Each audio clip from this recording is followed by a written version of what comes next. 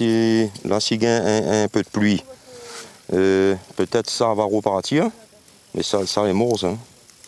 Ça les morts. Sylvain est découragé en ce mois de décembre.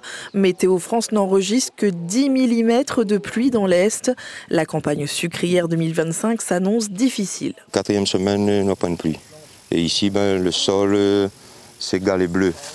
C'est un sol, il ne retient pas de l'eau, c'est un sol sableux. Et c'est pour ça nous souffrons comme ça à la rivière de l'Est. C'est le mois de décembre le plus sec jamais enregistré sur l'île depuis plus de 50 ans. Du jamais vu pour Dominique Klein.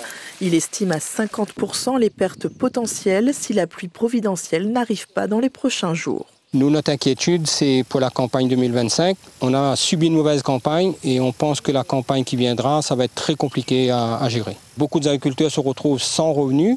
Si on a encore un impact aussi énorme que ça, on ne sait pas comment relancer cette filière.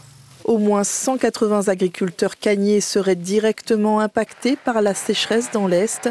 Les autres filières sont aussi touchées. Là, on est sur mon exploitation. Là, j'ai de la canne.